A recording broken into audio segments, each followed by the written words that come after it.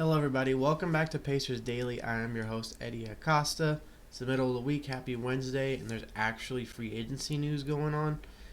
Just remember to like and subscribe. I do post every Monday through Friday, videos like this every day. Let's get straight into it. Now, first things first, the Pacers have made a signing. It is Monte Morris, 30-year-old veteran with recent averages of 5.2 points, 1.5 rebounds, and 1.6 assists. Now, this is a player that can come off the bench mainly as a kind of a lesser rotation piece, kind of sitting behind McConnell a little bit, and come in if there's foul trouble or if we're either up too much or down too much. Come in, do what he's got to do. He's a good shooter, he's a good playmaker, but he has never really been consistent.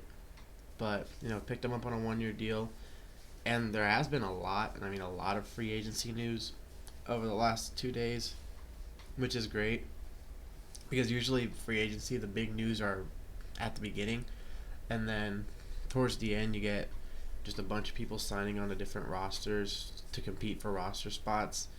The Knicks signed a lot of players the other day. The Warriors are supposedly signing players like Al Horford, Seth Curry, bringing back GP2, and they're going to bring back DeAnthony Melton once the whole Kuminga situation is settled.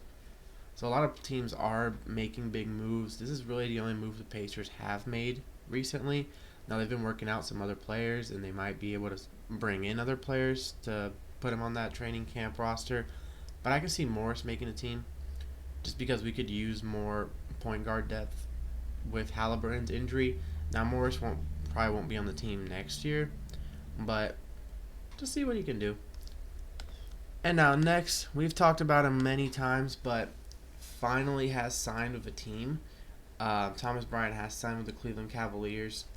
Now, this is a good situation for him as he can back up Jared Allen and probably compete with Tristan Thompson. And he's probably going to beat out Tristan Thompson for those backup minutes. But, Thomas Bryant brought heart and soul to this team whenever he played. He wasn't here for that long as we traded for him, late 2024, and he really only played, half the season with us. But during the half the season, he showed that he belongs in the league and he can really make a difference. The one game he started was perhaps his best game in the regular season, and then hitting all those threes and just dominating against the Knicks. Had a good performance against the Cavs, but now he's going to Cleveland.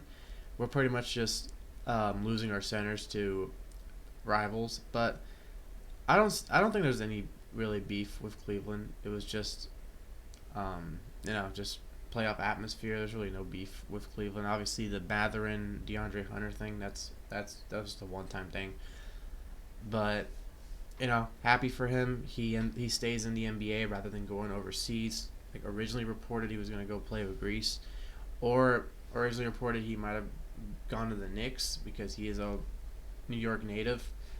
But instead, he goes to Cleveland where he's going to fight for a roster spot, but he's most likely going to get on there, be the backup for Jared Allen, and we'll see where he goes from there. But congrats to Thomas Bryant for getting that contract.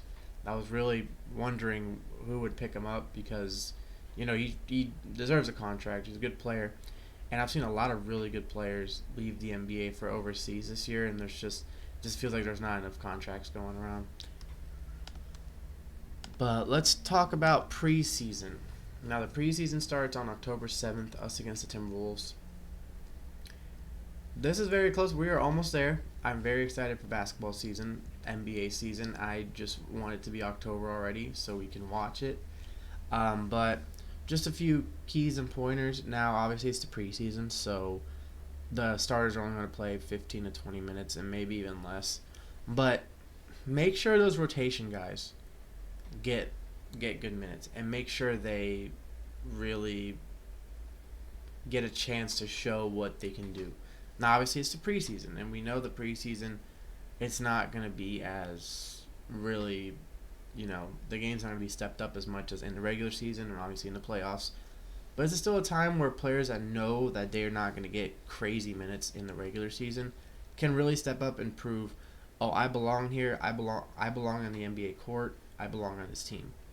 So the rookies, players like Monte Morris, players like James Wiseman, and anyone that might not get a lot of minutes at the beginning, it's time for them to step out and show up and show the Pacers and just the NBA what they can really do on this roster and on the court.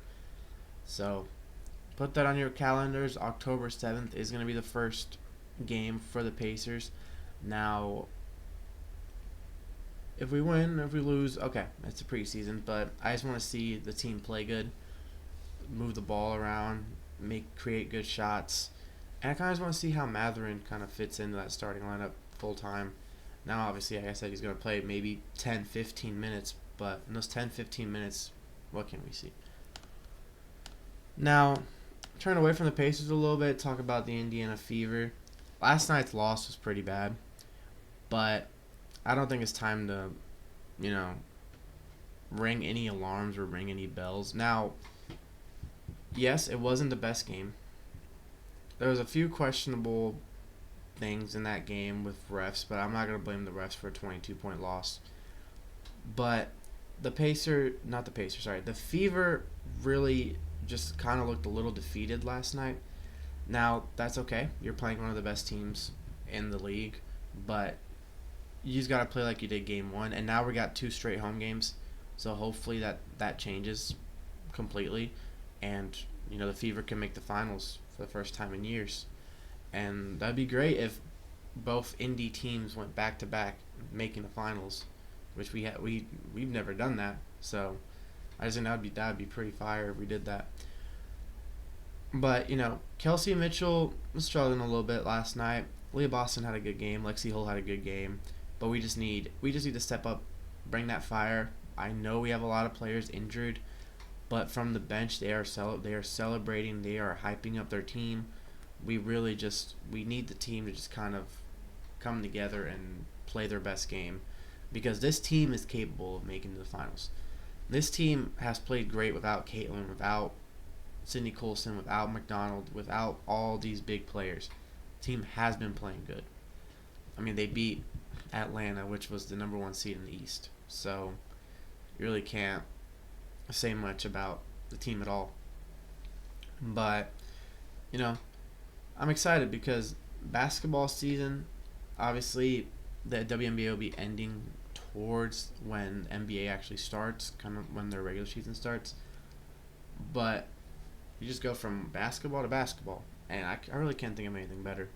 But as always, I am your host, Hery Acosta. This is Pacers Daily. Boom, baby, and go, Sirs.